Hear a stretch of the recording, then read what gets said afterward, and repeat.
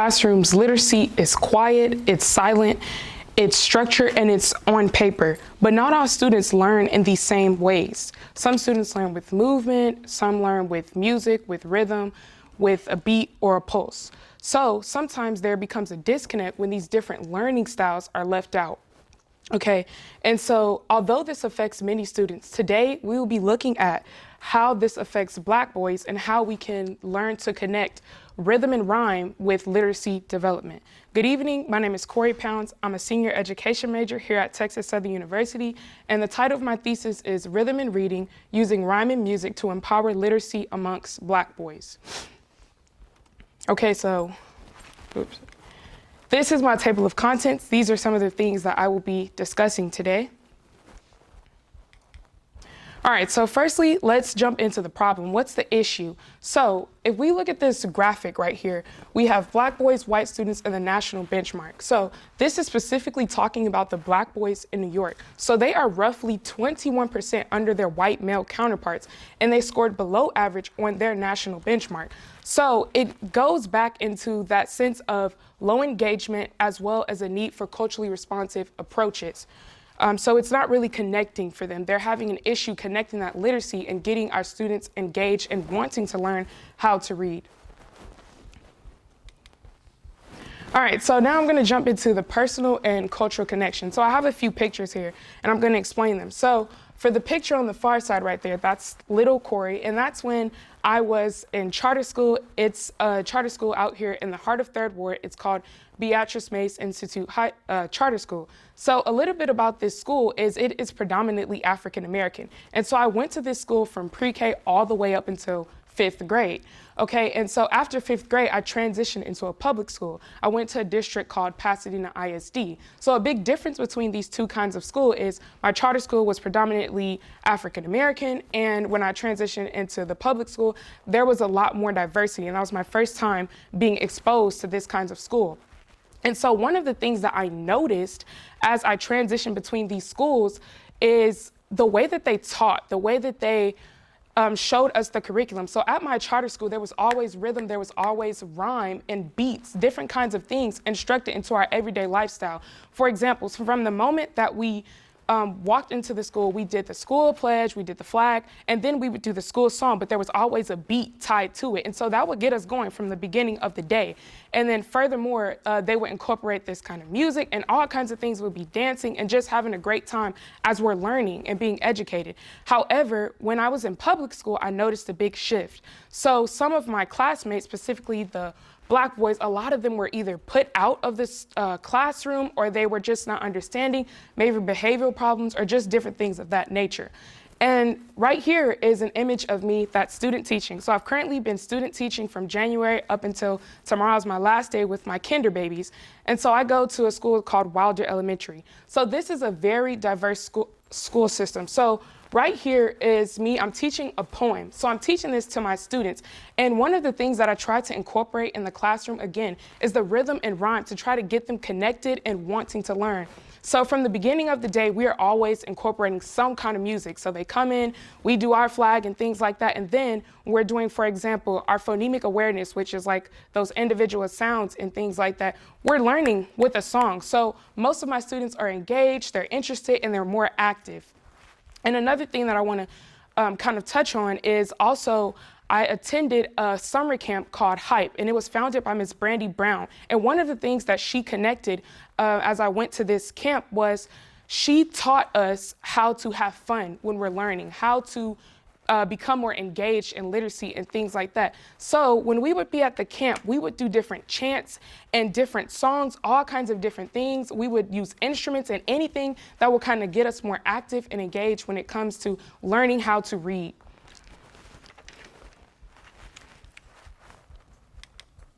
All right, so the research question, what am I researching and what do I want to learn? So for this particular research for my thesis, I'm asking, how does rhythm-based and culturally responsive literacy strategies impact literacy engagement and development among Black male students? All right, so for my research approach, so what I did for my research was I did more of a literature-based research design. So I pulled from a lot of educational theories.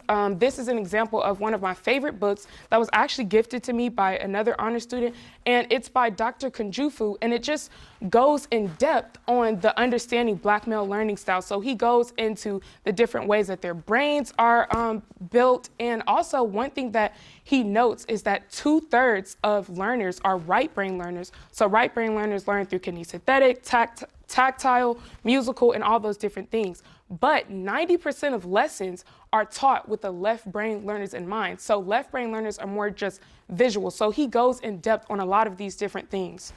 Okay, moving along. Okay, so number one, the engagement. So this is one of the things that I found as I was doing my research. So I'm gonna go ahead and explain these pictures right here. So what's happening right here, so every summer since about 2 years ago or so, I've worked with a nonprofit, and we've traveled to Africa, and we go to different orphanages and schools and spend time. Okay, so in this particular, both of these pictures actually, we went to a city called Arusha, which is in Tanzania. So we spent that entire day with the village, and we got to go into the classrooms and see what is it like in y'all's school system. And it also sparked my interest for this research, because the way that this school system works, so they have majority of those age groups, they come together, and what they did in this particular day was the teacher would call about maybe like 5 students in that time period. So the student would go up to the board, okay, you need to read this math problem. Okay, this is what the math problem is asking. So maybe 3 + 4 is what? And so they do it. So the first thing that she would do after each student goes up is you do like a clapping kind of rhythm. So you, and that kind of gets those students engaged. It keeps them engaged and keeps them active and interested in what's going on throughout the class. Almost kind of like a call and response, because when she claps, they have to clap back. So after, let's say, about 5 of those students have gone, they did what they needed to do, everybody gets up and they're standing up. And at the time, I'm like, okay, what's going on? But in this picture right here, you can kind of see they're jumping. So what they did after they finished like each different assignment, okay? So they did, in this particular picture, a song called Jump Like a Maasai. So a little bit about their culture. The Maasai tribe located in Tanzania, they're these really tall people, they jump really high, and it's like a mating call to these different people. So it's a part of these kids' culture. They're used to that. Some of them are actually Maasai children. And so what that teacher, that educator did when I was speaking to her was she told me, okay, I took this culture and I implemented it into the classroom. And I also added rhythm and different things and music to keep them engaged and active. So they would get up and they would jump, and they would like, jump like a Maasai, jump like a Maasai. And as you can see, they're active, they're learning, they're engaged, and they feel connected. Okay, so moving on.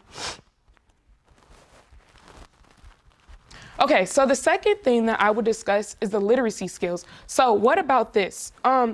When you're adding rhythm and rhyme, music and all those kinds of things into teaching a student how to read and different things like that, it helps with that memory. Again, it goes back to Dr. Kunjufu when he was explaining the brain and things like that. So this is an example of how you teach someone how to read. And so one thing that was an eye-opener for myself when I started my student teaching was teaching somebody how to read is way easier said than done.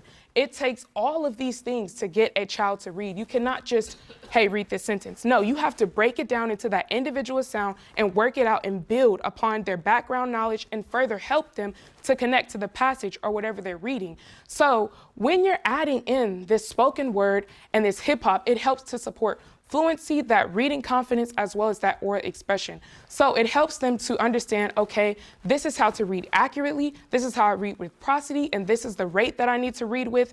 And for example, if you're asking a child, okay, say the ABCs for me, 9 times out of 10, that child is not gonna say A, B, C. No, because they're already used to that song, A, B, C, D, because that rhythm is incorporated in there. And that's also one of the things that I implemented as I was student teaching as well with my students was, okay, when I'm teaching them phonics, we're not just saying, okay, C says S and K.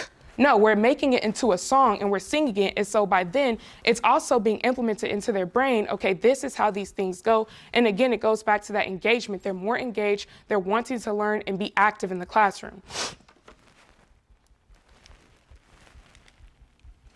Okay, so the next thing that I want to discuss is the identity and the culture. So it's very important to make the pedagogy and the curriculum culturally relevant to your students. So what do I mean by this? For example, if we look at some of the ways that my students grow up, so things that they'll say is, oh, Miss Pounds, I know this song or I know that song. And it may be a song off of TikTok or something like that, because all the kids are on those kinds of things nowadays. And so instead of, as an educator, looking at that and saying, such and such, be quiet, go sit down and finish your work. No, okay, I'm gonna listen. Okay, so this is the song that you knew. How can we take that and incorporate that into your literacy development? So maybe that's me taking those lyrics and changing the lyrics up to fit the subject or whatever we are going over. And so again, it connects them to that literacy, as well as it keeps them motivated and, again, wanting to understand more and continue to read because they can see themselves as a reader. And another thing that I also picked up on during my student teaching, as diverse as my school that I work at is, one thing I've noticed when I'm doing small groups, so that's like guided reading, I'll pull maybe 4 or 5 students and we're going to read books together. But one thing I noticed when I'm looking at the books alone, none of these characters that I've seen by far look like some of us. And it also made me more interested in doing this research and wanting to further my research, because these students can't see themselves in these books and these passages and things like that. And it also goes back into what's called Maslow's hierarchy of needs. So it kind of goes up a triangle. And one of the things on there that Maslow's hints on is the social part. So that sense of belonging, that sense of love, and that sense of family. So all of these different things are needed for a person to feel like their best self. However, it's going to be much harder for one to feel loved and feel accepted, especially by their teacher, if they can't even see themselves in these passages that they're reading or in these books that they see.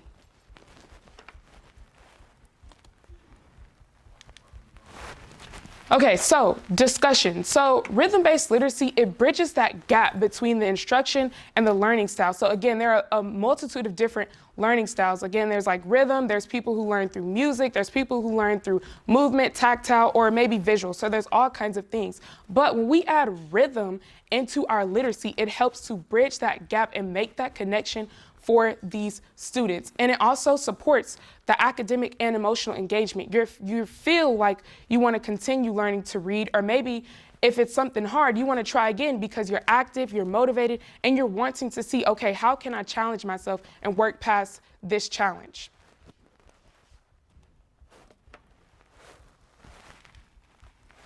All right, so classroom strategies and application. So a little background on this specific picture. This is a 5th grader. His name is Chase Roberts. So what he did was he actually entered into an MLK speech, and it was, I am my brother's keeper. That's the speech that he did. So a little background on him is he just so happens to be my cousin.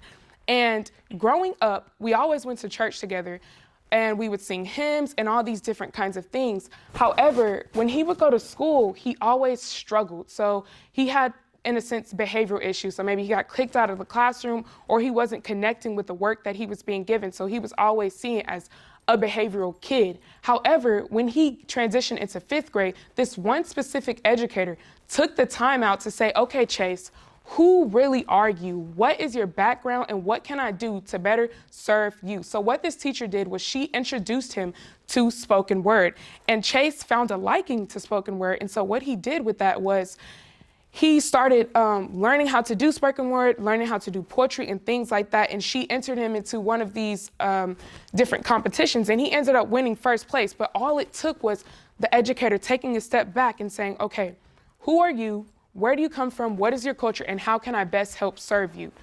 Okay, so moving forth.